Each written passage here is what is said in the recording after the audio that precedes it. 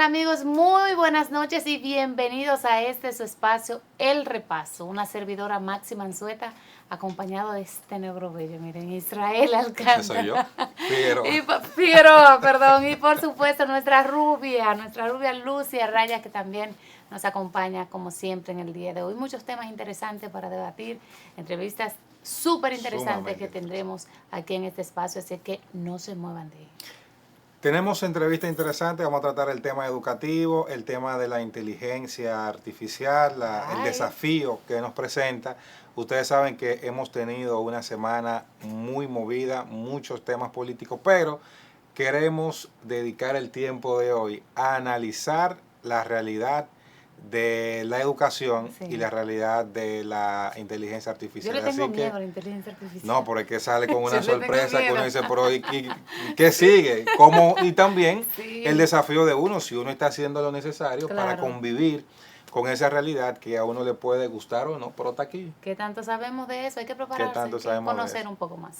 Hacemos una pausa y al regreso continuamos con más de El Repaso. Así que no se muevan.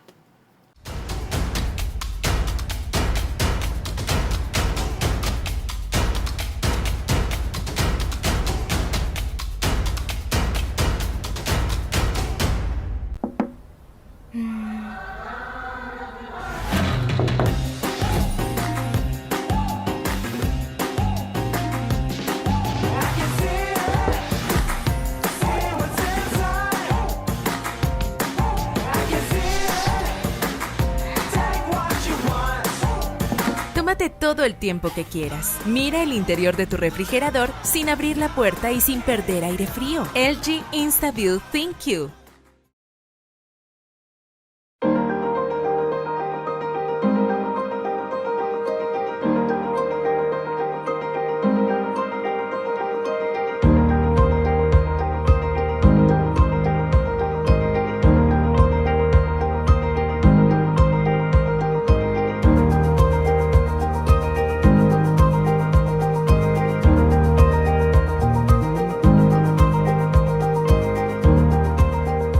Plaza Lama, la super tienda.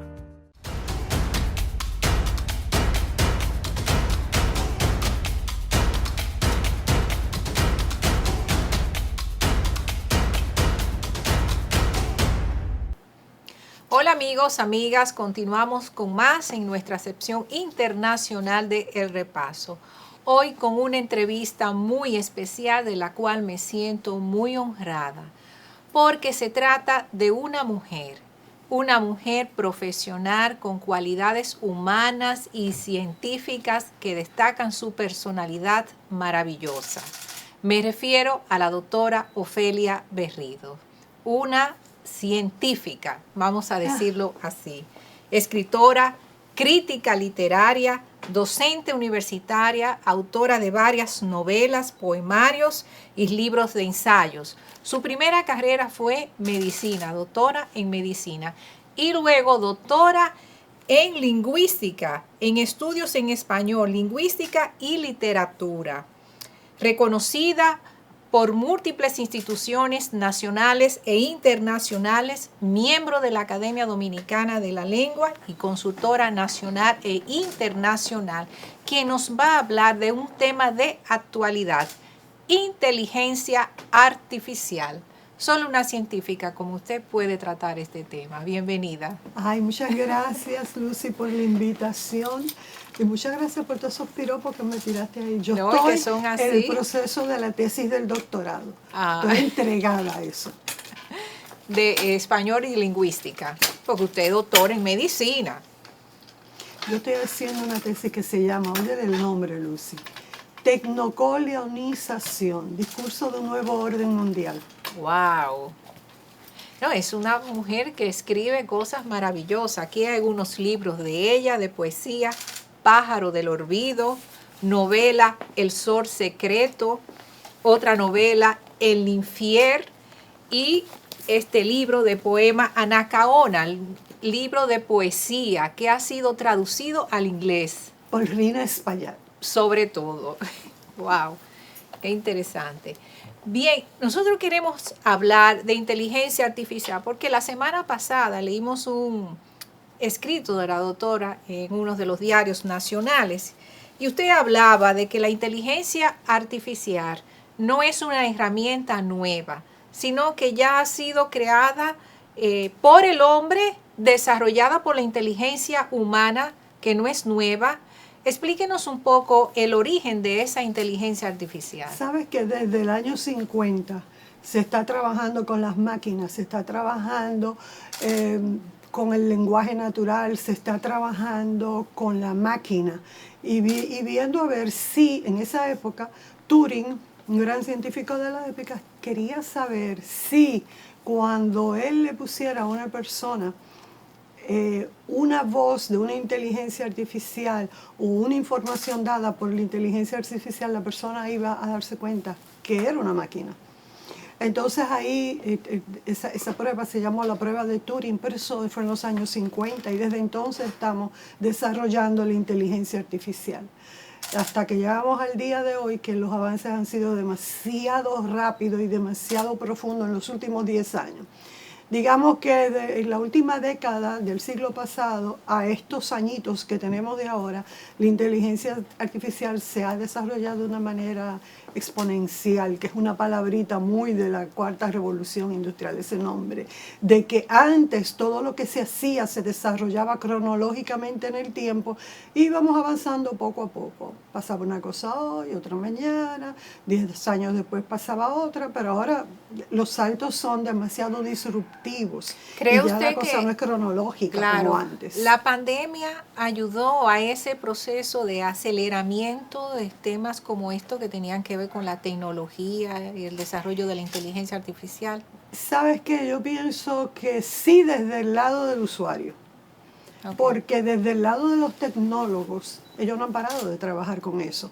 Ahora, desde el lado del usuario, por ejemplo, las universidades. Aquí habían universidades que ya estaban dando clases por medio de la inteligencia artificial. Y ya las clases se daban virtuales, ya el estudiante entraba y hacía su tarea y la misma máquina se la corregía y le fue quitando eso trabajo al profesor, porque entonces en vez de tú corregir examen por examen, la máquina te corregía a ti esos exámenes sin tú tener que hacerlo uno por uno. Una universidad que fue como de las más vanguardistas en eso fue UNIBE. Cuando casi ninguna universidad estaba en eso, ya UNIBE estaba entregado totalmente en eso, daba mucho entrenamiento a los profesores. Quizás eso vino también de que ellos tenían algunos liaison con universidades extranjeras, como era el FIU. Y eso hizo pues que antes de la pandemia ya estuvieran en eso.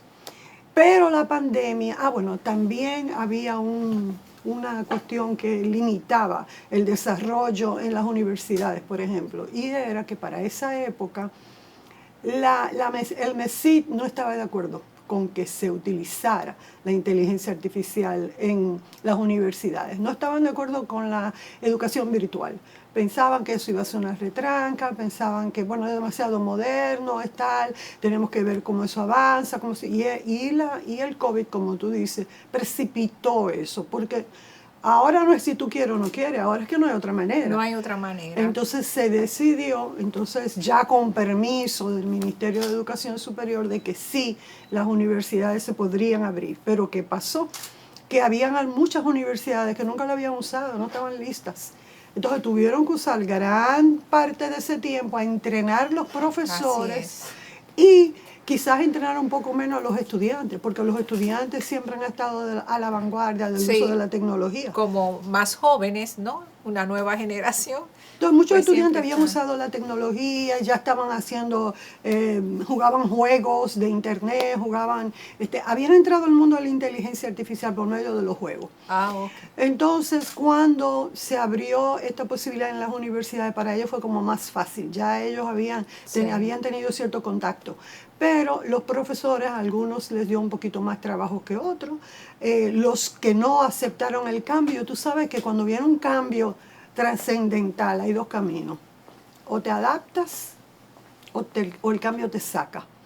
Exacto, hay que hacer como aquella teoría de Charles Darwin del origen de las especies, adaptarse al medio ambiente. entonces muchos profesores no se adaptaron. Ellos mismos renunciaron, muchos fueron saliendo, algunos se quedaron rezagados todavía tratando de dar esas clases por medio del WhatsApp o mandando correos electrónicos, pero no utilizando las plataformas digitales que habían sido hechas específicamente para la educación. Ya después entonces poquito a poquito se entrenaron, otros no. Otros abrazaron el sistema, les encantó, porque entonces tú dabas clases desde tu casa.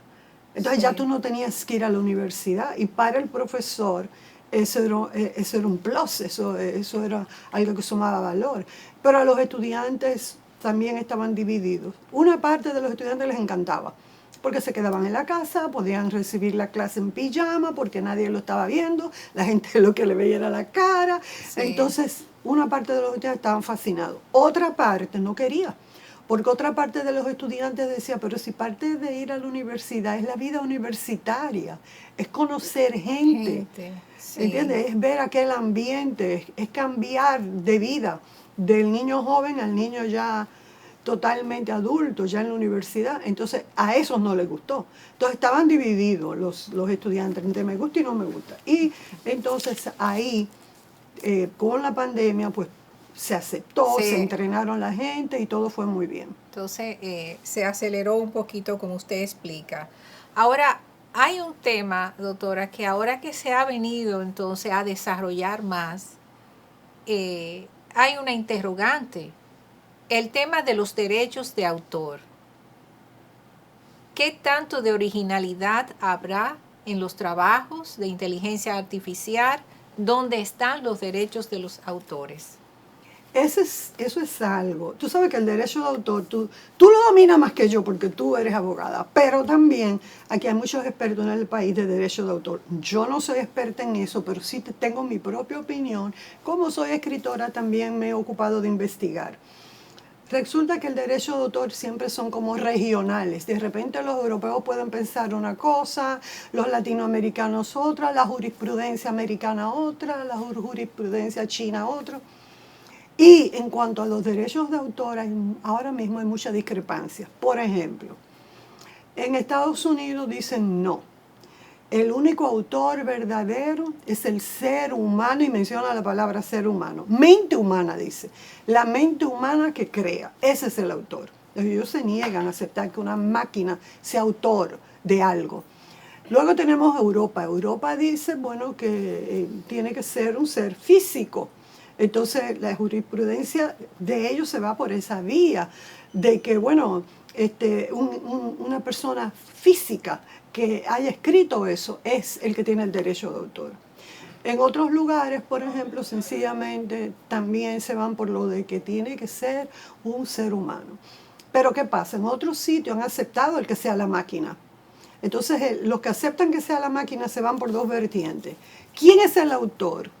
El que creó el programa, el que codificó aquello, el programador, ese es el autor, el programador de aquel sistema que está en una máquina, pero es un sistema.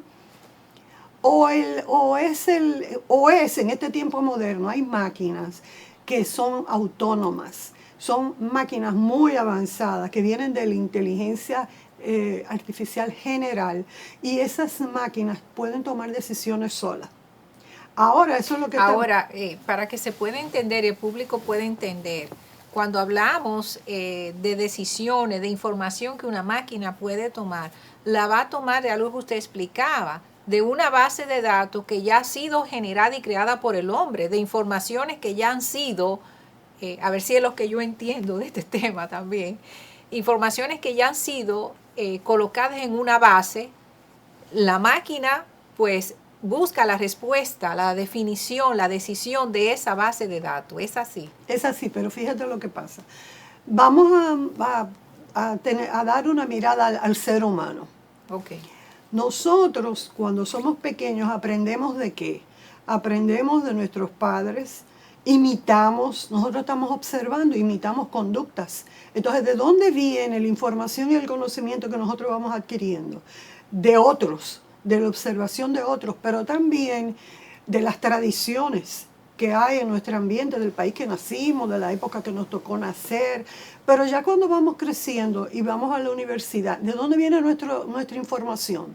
De lo que nos enseñan, de nuestros maestros. ¿Y qué es lo que ellos nos enseñan? Ellos tienen religiones en las que creen, creencias de otro tipo, ellos tienen vicios, ellos tienen sesgos. Entonces, nosotros estamos aprendiendo de una persona que no es perfecta, pero ese es el maestro que tiene la información y el conocimiento, que nos lo transmite en el momento de clase. Pero ese profesor nos pone a estudiar. ¿Y qué estudiamos? Libros. Entonces, tenemos el conocimiento libresco, que es el que nosotros adquirimos cuando leemos. Pero ese conocimiento libresco tiene una característica, que es que hay una intertextualidad. Todo lo que yo leo, ¿a dónde se queda? Entonces, cuando yo hablo, ¿de qué yo hablo? Por ejemplo, yo ahora te estoy hablando de esto. ¿De dónde yo saqué toda esta información, este conocimiento? No es innato en mí. Yo lo adquirí. Lo aprendió. Yo lo aprendí. Entonces, la máquina es igual. Yo tengo una base de datos en mi cerebro. De todo lo aprendido en el curso de mi vida. La máquina tiene una base de datos en su cerebro. Entonces, cuando yo, por ejemplo, escribo una novela, hay cosas que tú escribes. Por ejemplo, yo a veces escribo un poema y veo un verso y yo digo, pero este verso es mío.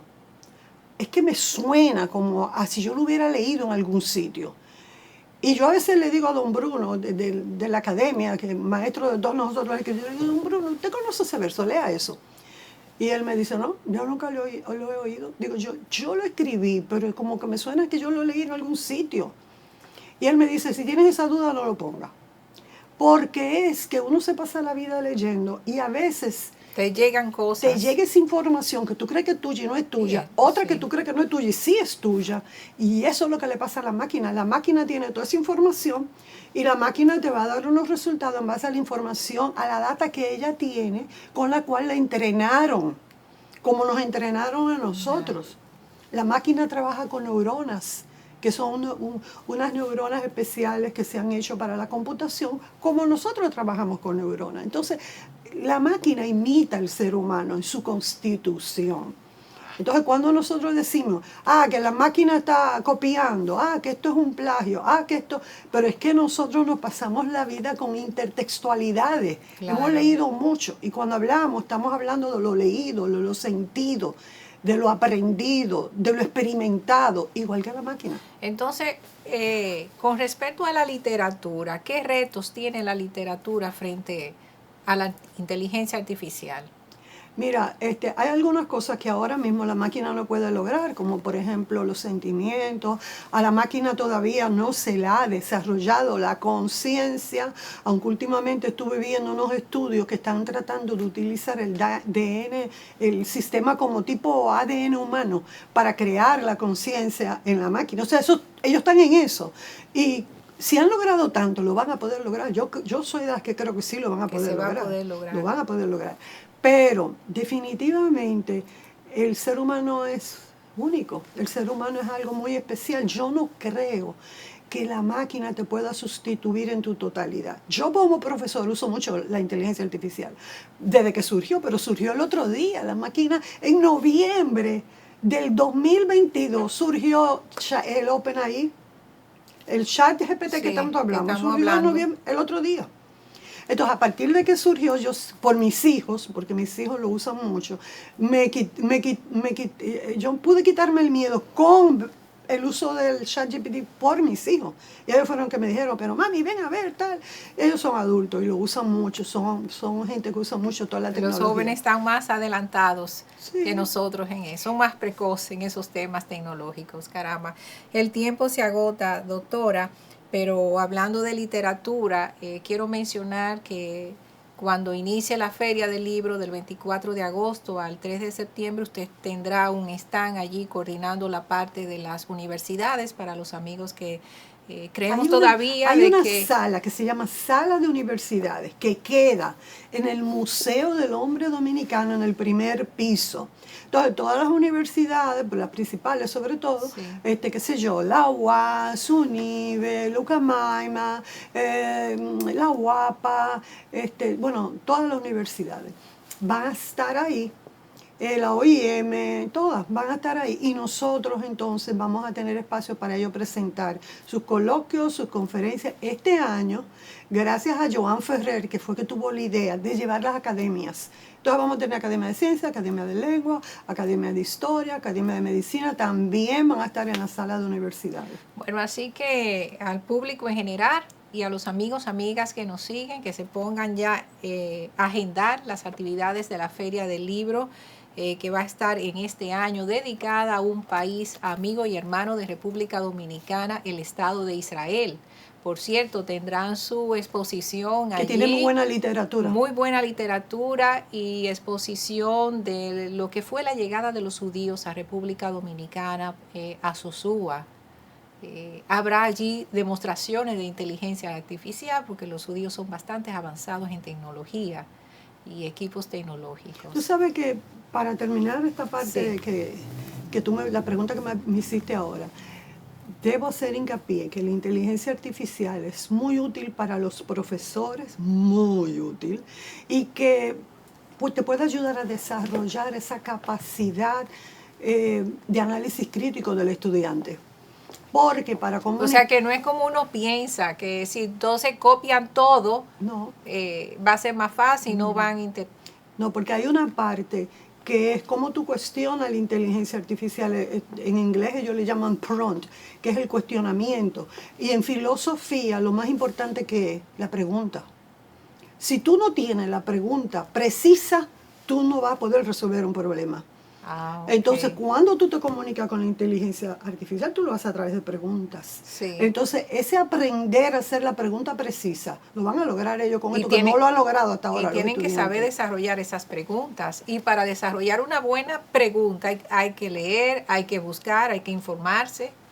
O sea que va a ser un complemento de lo que usted quiere decir. Súper para el trabajo de los docentes, para los investigadores, para los escritores. Y los escritores también, que están pensando, no, ahora los libros los van a tirar ellos. No, no es así.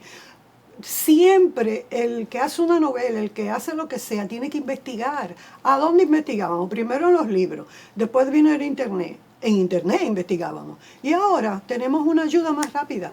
En vez de durar un mes investigando, ahí tenemos la inteligencia artificial que en cuestión de segundos nos da la lata que queremos. Y como quiera, yo no creo que va a desaparecer el Internet.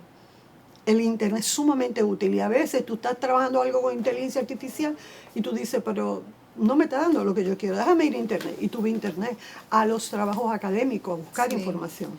Bueno, amigos, hay mucho todavía que aprender de la inteligencia artificial. Vamos a seguir dándole seguimiento a ese tema que seguirá desarrollándose con nuevas tecnologías. Agradecemos a la doctora Ofelia Berrido su presencia en nuestro espacio internacional de El Repaso y su valioso conocimiento. La felicitamos por sus trabajos que ha realizado de literatura y deseamos que siga así, dando más para nuestra sociedad. Muchas gracias por la invitación. Gracias a usted y gracias a ustedes, amigos, amigas. Continuamos con Israel y Marcy.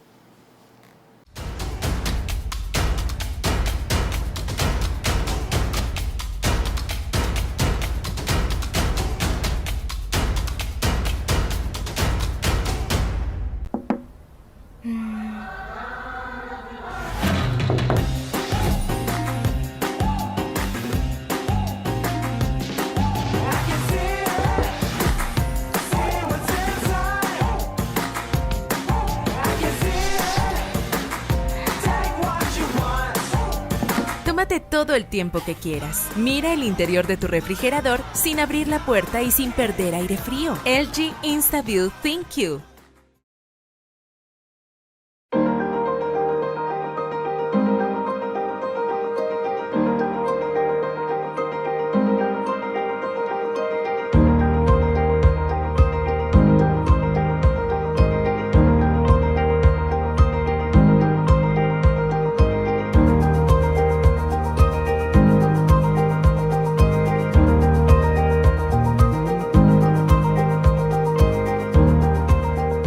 Plaza Lama, la super tienda.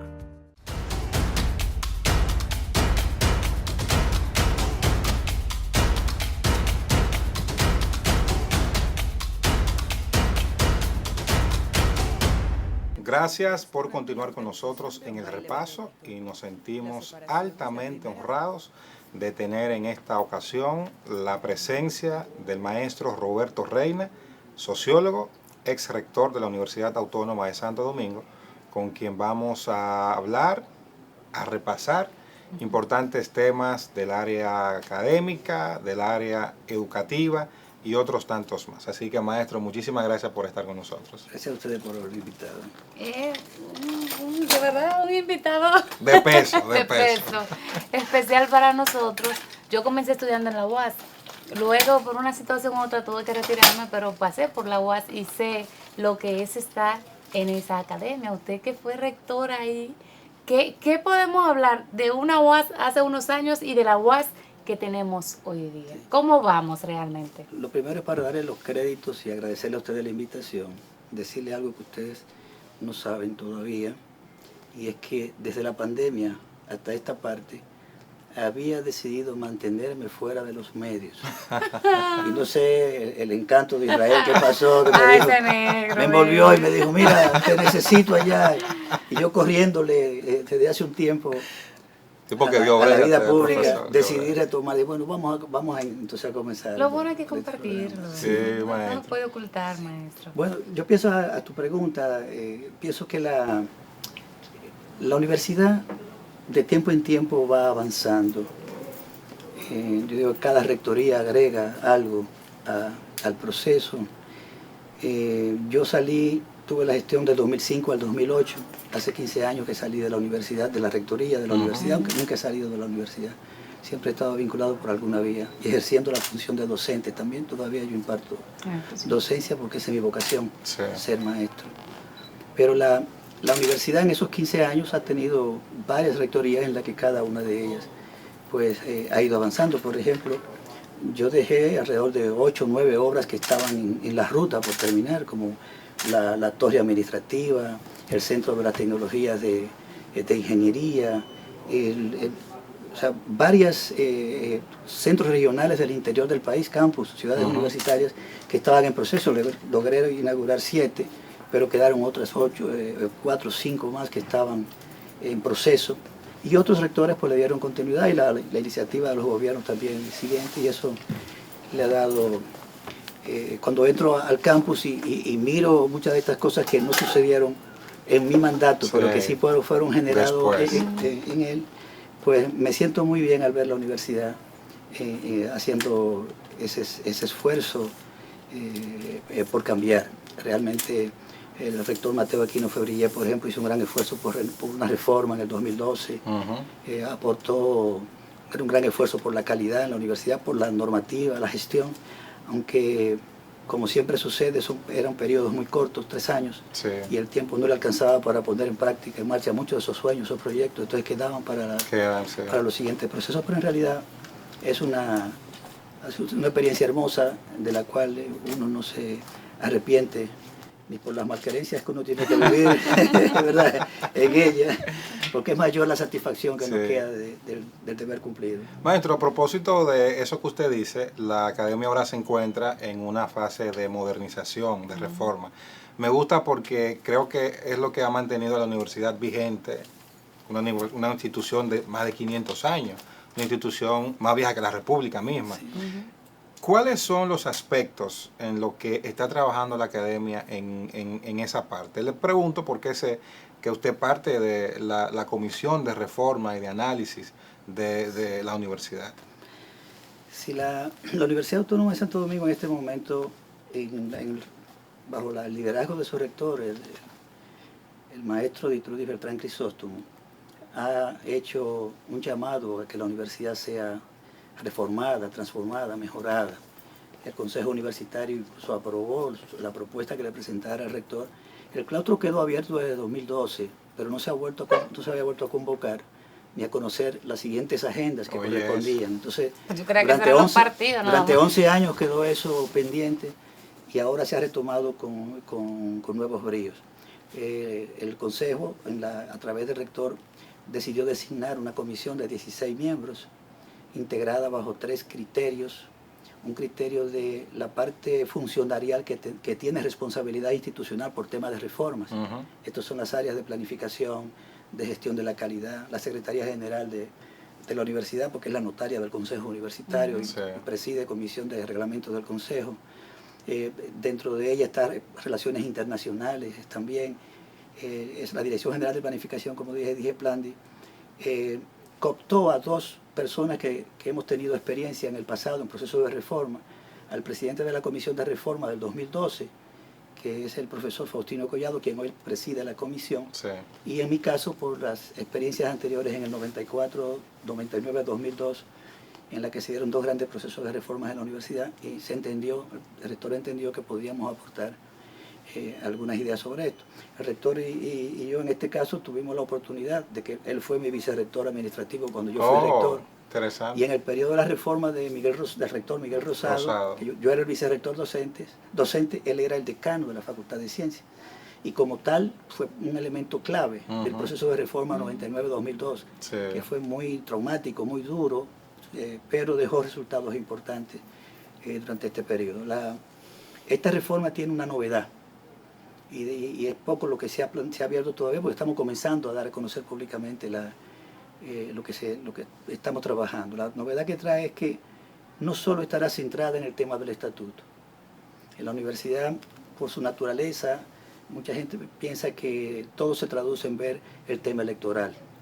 De si se va a poner la reelección de nuevo, si se le va a dar participación a los muchachos. ¿Cuánto se va a ganar? Exacto, el tema de las carreras administrativas para ver los derechos y todas estas cosas. Pero sucede que los cambios estatutarios que se han dado en el pasado, al final no tienen como seguimiento un proceso continuo de implementación de los cambios. Se quedan en la propuesta. En la reforma del 2012 se dio un paso importante de avance porque se incorporó a la Dirección General de Planificación Institucional, a DIGEPLANDI, una unidad específica para que hiciera ese trabajo. Pero es evidente que la universidad, si no tiene una voluntad política, un liderazgo que tenga la visión de cambio, esos procesos mueren en la rutina y la unidad, por lo tanto, no pudo despegar con el impulso que el claustro de reforma del 2012 le dio, cuando planteó que era necesario que se mantuviera abierto el claustro para seguir los procesos y que una unidad pusiera en marcha la implementación. Entonces, en esta ocasión se ha planteado que el proceso sea integral, que abarque el estatuto, los reglamentos y los procesos. Los procesos son la vida real de la universidad. El día a día. Mientras los políticos están discutiendo y los funcionarios académicos el tema de si se crea una estructura o no, si una política tal, o si se ejerce la gobernanza de tal manera, la universidad tiene una vida en el aula, el estudiante tiene una serie de problemas. Y una vida burocrática que a veces es muy pesada. Hay una administración también pesada, burocrática, que funciona en parte, pero no funciona en otra. Entonces, esos procesos no han sido atendidos con una visión de compromiso global. Entonces, no es lo mismo que llegue un funcionario a un área y diga, yo quiero innovar aquí y tal punto, a que la gestión en su conjunto diga, vamos a ver todos los procesos, en un mapa de procesos en la que podemos ver 35, 50 procesos que son estratégicos, técnicos y de apoyo, y en el marco de esa cantidad de fenómenos en marcha, de acciones en desarrollo, mirar qué pasa con los insumos, con los productos, con los resultados de lo que se está haciendo en la universidad. Entonces, esto va a indicar limitaciones que son de orden normativo que pudieran impactar el estatuto. Porque hay trabas en el estatuto que si no se revisan no se pueden mejorar los procesos. Es un poco ir de manera inductiva, de lo particular a lo general. Eso tomará tiempo. Sí, eso no va a ser hemos pensado los 3 años. El segundo nivel es el de los reglamentos. Nosotros tenemos un reglamento de carrera académica que fue aprobado en el 1986. Un reglamento muy obsoleto totalmente, pero tiene grandes conquistas dentro. En la carrera académica en la universidad, que estableció las categorías docentes, el derecho de promoción, el acceso a los cargos por concurso, que estableció derechos financieros de pago respecto a esas categorías, la forma de ingreso de la universidad, la protección ante el egreso, la necesidad de la calidad y de la capacitación para el desarrollo del personal, o sea, en la permanencia en la universidad, todo eso, pero todas esas cosas hoy se hacen de una manera distinta. Se normaliza de otra manera. tienen otros elementos nuevos, otra visión distinta. Incluso los propios derechos, hasta los derechos han evolucionado. Sí. Hay le llaman los abogados ahí la cuarta revolución en materia de medio ambiente, dependiendo de quién, legal, de quién exacto, lo vaya a reclamar. Claro, exacto, entonces es necesario que toda esa reglamentación obsoleta se Maestro, revise. Dentro de esa revisión a reglamentación obsoleta, ¿pudiera entrar ahí la manera en que los aspirantes a la universidad hacen campaña? Le explico. A mí me parece sorprendente que todo el entorno de la universidad se arrabalice, literalmente se arrabalice, con vallas, afiches. El entorno. Bueno, hay unas vallas, en la ciudad que tú dices, pero aquí que están aspirando, ¿cuánto es que se van a ganar en la UAS que le va a permitir tal vez retornar esa inversión que se hace en publicidad? Exacto. Uno no lo entiende. Y uno no entiende porque al final los que van a elegir, yo no voy a votar en la UAS, ni Maxi tampoco. No. O sea, de los tres que estamos aquí, usted puede. El único. O sea, ¿por qué no? Ni yo. Porque ya estoy retirado. Bueno, o sea, ya. Estoy trabajando como retirado. Yo exacto, pero ¿por qué en la universidad no se regula? Sí. O si eso entraría. Sí. Y también la manera en la que se elige un rector. Yo entiendo que en una junta de vecinos haya que ser de que 50 más 1, pero no entiendo por qué en la universidad tiene que ser así. Mira, la pregunta es interesante, Max y a Israel, porque toca un tema de mucha sensibilidad en la universidad, pero a mí me gusta tratar esos temas, yo digo, como con las camisas remangadas, o sea, hablar claramente el punto. A veces a algunas personas a lo interno de la universidad no se sienten cómodos cuando uno le habla la realidad. Hay varios planos que hay que ver, y eso lo podemos notar. La UAS se ha acercado demasiado a los modelos de comportamiento del entorno social. Sí. Durante mucho tiempo, la de la universidad de la década de los 70, de los 80, la que recibimos del movimiento renovador, nos formó a nosotros. Yo soy un hijo del movimiento renovador. Yo llegué con 16 años en el 74, 8 años después de la reforma, a estudiar a la universidad. Y 5 años después estaba entrando como profesor ayudante a la carrera docente de la universidad. Entonces, a los que nos formó ese movimiento renovador en función de cómo enfocar el papel de la universidad en la sociedad, nos enseñó que la universidad tenía que ser un modelo de referencia. Exactamente. La universidad era como un horizonte hacia donde la sociedad debía de ir. Cuando usted tenía problemas como comunicador social, usted como comunicadora simplemente miraba hacia su escuela, a ver qué está pasando, iba allá a ver cómo son los profesores, los maestros del área de comunicación, cómo se está haciendo, quiénes son los que están dando cátedras en materia de comunicación. Entonces veía el modelo ahí. Pero hoy no, la universidad ha copiado demasiado de su entorno, se ha ido acercando, ha ido abandonando un poco su sentido crítico de eso. Y ustedes, lo que están observando de la UAS, lo pueden observar en el país. Claro. Entonces, ahí tiene que haber dos niveles. Nosotros tenemos una ley que rige las campañas políticas, rige los partidos políticos y rige el proceso electoral, son dos leyes, y hay una regulación de eso. Y en el marco de la banalización de la política, por un lado, y de la evasión del cumplimiento de la ley para poder desarrollar metas particulares o personales o grupales, en el caso partidario, que no corresponden necesariamente al interés nacional, el sujeto que tiene el interés desde la política busca la vía para evadir eso y coloca vallas entonces inscribiéndote para esta cosa, para lo otro, es decir, bajo otros temas, pues, llevándote a la misma realidad. Sí. Es decir, no te puedes decir, vota por mí ahora mismo. El proceso interno acaba de abrirse en los partidos políticos, entonces ya hay una competencia interna que avanza el comportamiento de fuera. Entonces, ese modelo de comportamiento, la universidad lo ha ido incorporando. Yo dije en una ocasión, en una campaña, en la primera campaña que hice al rector, si yo tengo que poner mi rostro en la universidad, yo prefiero mejor no ser candidato porque eso significa que la universidad no me conoce. No lo conoce. Y es una comunidad de votantes de 3.000 profesores. Pequeño. Y de cientos y tantos estudiantes. Entonces, ¿por qué tengo yo que colocar, y como si fuese un candidato a alcalde, a presidente, a senador, toda esta publicidad? Entonces, en aquella ocasión, mi encargado de campaña, el contrario mío, tenía una campaña muy profusa. Entonces, y yo no aparecía en el escenario. Al final tuve que aceptarle en la negociación con mis encargados de marketing y eso, de que me pusieran una sola publicidad. Claro, porque... Pero usted sabe lo que hicieron. Ajá.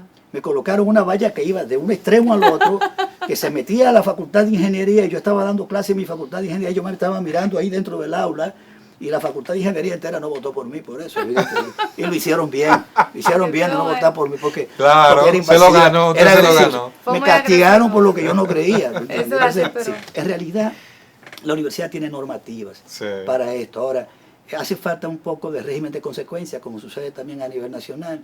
Régimen de consecuencia no solo para el que transgrede, sino para el que permite la transgresión. Así es. Porque en el momento en que tú tengas una autoridad empoderada de una consecuencia, consciente de que si no lo hace va a tener una consecuencia directa sobre ella, entonces tendrá que ejercer o se sumará al delito. Entonces, esa es una falta de las normas que en materia reglamentaria nosotros estamos poniéndole mucha atención para estimular a la comunidad universitaria que observe los principios de transparencia, de rendición de cuentas, de régimen de consecuencia de los actores que envuelven la acción universitaria.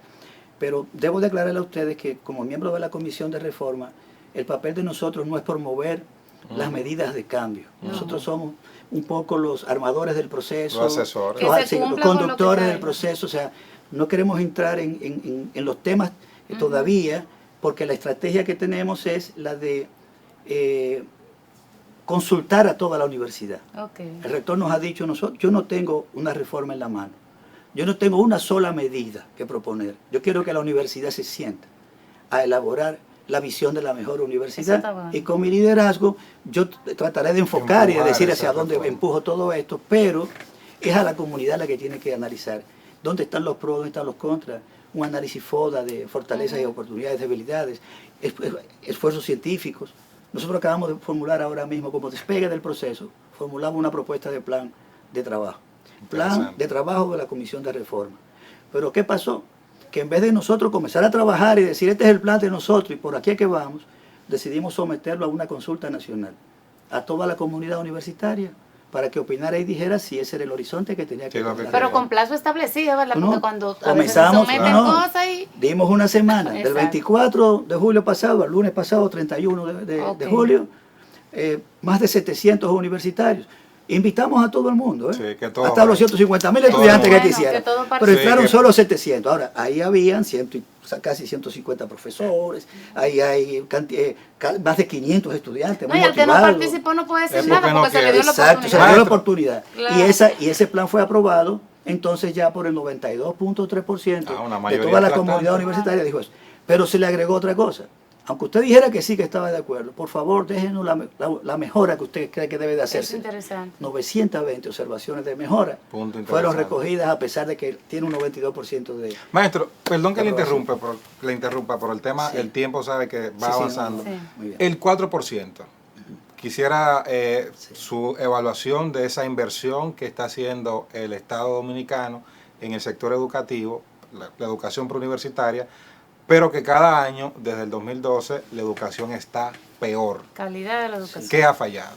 Si sobre mi universidad yo me atrevo a plantear las cosas de manera descarnada, sobre mi país con más razón. Con más razón. Porque es cuarto suyo. Me corresponde, y me corresponde la condición de maestro. Claro. Exacto. Nosotros como educadores, como profesionales intelectuales de este país, tenemos que ser responsables de ayudar a pensar por qué está pasando. Exacto. Porque todo el país se inclinó reverentemente ante una solución. El problema es de financiamiento. Y si es de financiamiento, vamos a batallar. Y las sombrillas verdes, los paraguas y las cosas, todo esto nos llevó al 4%. Y a partir del 2012 tuvimos el 4%. Y en el 15 firmamos un pacto. Y arrastramos el pacto por la educación hasta el 2030. Pero ¿qué es lo que resulta? A mi entender, el fenómeno no es solo financiero, eso es solo un componente de apoyo, eso es un recurso necesario para poder iniciar, porque se dijo también en ese esfuerzo del pacto por la educación que era el inicio y que tendíamos hacia un 6%, al 30%, al 7%. Sí, pero con los resultados que estamos viendo hay que retroceder. Pero quitarle. Si no hiciese falta ese 4% y hasta el 6 o el 7 para hacer lo que se tiene que hacer, yo te diría, estamos de acuerdo, hasta bajémoslo si no está funcionando y no sirve para nada. Pero el problema es que hace falta más que esa inversión para hacer lo que se tiene que hacer, lo que no se está haciendo. ¿Qué falta por hacer? ¿Qué es lo que yo, por ejemplo, veo? Si nosotros como sociedad pactamos un acuerdo en el que entraron los partidos, las iglesias, los sindicatos, los académicos, un grupo de rectores de nosotros fuimos testigos de honor de ese pacto y firmamos en Palacio ese pacto. ¿Cómo es posible que el balance del año 2020 nos deje de 57 grandes metas, entre las cuales está el 4%, solo se han alcanzado 6, es decir, el 12% del total de las metas planteadas por ese pacto, logradas? Logrado significa por lo menos un 95% de alcance. Otras 6 se han logrado, están en vías de alcanzarse. O sea, con logros en proceso, pero todavía por debajo de los porcentajes establecidos de manera significativa para llegar a considerarse alcanzado. Es decir, en total es un 13%. Y usted tiene entre lo que está como absolutamente no logrado, o escasamente, o sea, por debajo, en los dos extremos últimos, tiene un 24% de las metas. Y en el rango medio de esas 57 metas, solo 25 con una situación de no de satisfacción, sino simplemente de moderado, de crecimiento moderado en la meta, o sea, crecimiento moderado. ¿Qué te dice eso a ti? Ahí no estamos hablando solamente en esas metas del tema del 4%. Ahí estamos hablando de si en la parte, por ejemplo, docente, nosotros hemos hecho la inversión adecuada en infraestructuras, en tecnología, en medios del aula, es decir, en recursos humanos, en capacitación de esos recursos humanos. Y al no llevar de manera integral ese proceso, simplemente el dinero se está reflejando en las inversiones que son más visibles. Y se la pusimos fácil al político en el sentido de que construir es lo más fácil. Entonces, vamos a llenar de edificios el país respecto... Y sucede que la naturaleza nos recordó recientemente a nosotros, a la sociedad, nos acaba de recordar, que es más compleja, que la vida es más compleja y más difícil que eso. Sí. Y que lo podemos ver en el hecho de que toda esa infraestructura tuvo que cerrarse. Todo lo que se invirtió del 4%. Con el COVID. Con el COVID, la COVID. Hubo que ir a la tecnología. Y todo tuvo que migrar hacia tecnología corriendo. Así y hacer la migración hacia allá. Al regresar a la presencialidad ahora, un gran dilema. Todo el mundo quiere ver los muchachos en las aulas, quiere ver lo otro, pero no aprendimos. Pero no aprendimos la lección. Sí. No aprendimos la lección. Los padres tienen un problema serio. No quieren en este apoyar. Caso, porque el tema está en que no tienen cómo resolver la atención de los hijos fuera de las horas de las aulas. Entonces, ese es otro tema que tendríamos que ver respecto a cómo la sociedad se desempoderó como familia. Del tema de la educación, el Estado lo asumió, pero en ese tránsito de urbanización, de industrialización, de transferencia de la mujer al trabajo y todas esas cosas, sacamos las funciones educativas que se daban por allá y la escuela no pasó a resolver ese problema. Al revés, se puso más complejo. Pero regresando al tema de la COVID nos hizo ver que el tema no era solamente financiado de infraestructura, que había que contemplar la parte de tecnología. ¿Por qué la UAS pudo hacer la migración, a pesar de ser un elefante tan grande para moverlo y tan difícil? Pudo en medio de la pandemia, con el ejercicio de liderazgo de la rectora, de doña Emma, mover la universidad hacia la virtualidad, porque había hecho una inversión significativa en el 2007 conmigo en la plataforma tecnológica Banner. Había dejado una estructura para que se desarrollara la educación virtual. No se desarrolló completamente lo que nosotros dejamos iniciado, pero había una base, y esa base fue suficiente como para que con una inversión importante del gobierno en el momento saliera camino el proceso, y la UAS pudo migrar como la mejor de todas las demás, incluso a pesar de estar tan masificada, y resolver el tema precariamente como todo el mundo. Claro. O sea, fue una migración forzosa, fue una virtualización emergencióloga, le hemos llamado los sociólogos, o sea, de emergencia, no es la calidad, sino la UAS posible, en el marco de una realidad planetaria. Pero eso mismo te da el reflejo de por qué el 4% no lo es. ¿Cuál es la inversión en la escuela de padres, por ejemplo? Nosotros tenemos cerca de 800.000, 900.000 personas iletradas todavía. Sí. No fuimos capaces de resolver ese tema. Esa es una deuda increíble, vergonzosa, para el país. Y que se invirtió porque eso no es una meta dinero de gobierno solamente, sí. no es de cualquier gobierno, del pasado, de ahora, es una meta de país. Que esa meta no se haya alcanzado, penoso. que quedándole un 5 o 7% y haya regresado con la pandemia a una condición peor todavía ahora, es un caso inaceptable. Entonces, ¿por qué es inaceptable? Porque ¿cómo vamos a crear las escuelas de padres para comenzar? Para que los padres acompañen a los hijos haciendo las tareas, entendiendo las tareas en un currículum que ni los mismos muchachos entienden y una parte de los profesores que lo están enseñando. Entonces, ¿cómo los padres pueden, cómo los padres van a poder entender eso? Nosotros tenemos que volver a estudiar. Profesores de la universidad, cuando vamos a enseñar la tarea a los muchachos, tenemos que poner a estudiar ese nuevo currículum, porque no teníamos, entonces, escuelas de padres, ¿qué se ha hecho?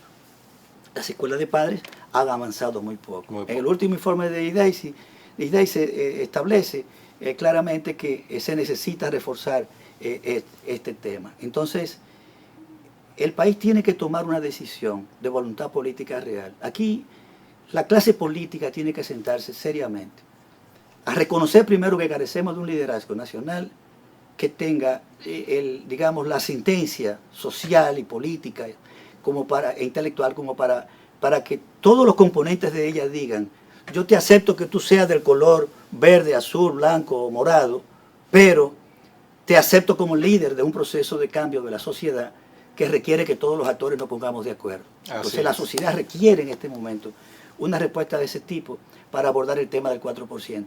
Y me preocupa mucho, Irael y Maxi, el hecho de que la crítica al resultado tan deficiente de esa inversión pueda llevar a pensar que simplemente con reducir la inversión se resuelve el problema, cuando aquí no hay soluciones estratégicas como nación, como país, como pueblo, si culturalmente no cambiamos la mentalidad de la gente. Y eso no se hace en un año ni en 2 años, se hace en el largo plazo y se hace con inversión. No del 4, de mucho más, de ahí. Maestro, muchísimas gracias por haber sacado de su tiempo. Tiene que volver, maestro. Tiene que volver, es muy interesante escucharlo, muy interesante escucharlo. Y estas son reflexiones que se quedan para que sean analizadas por quienes toman decisiones, y qué bueno, qué útil se siente uno como espacio que modestamente uno hace un aporte de lanzar estos temas para que la sociedad los acoja. Gracias por habernos acompañado y ustedes no se muevan, que todavía queda más contenido de El Repaso.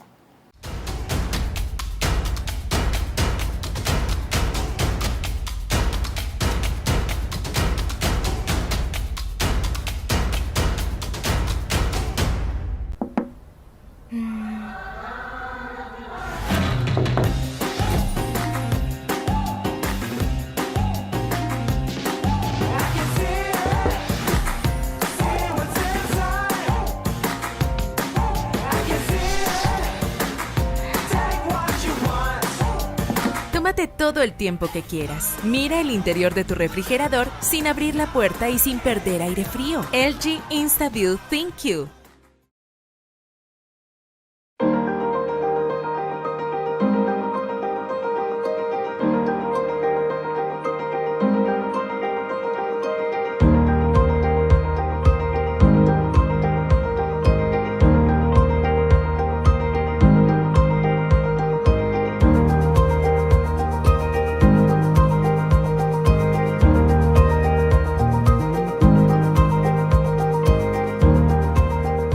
Plaza Lama, la super tienda.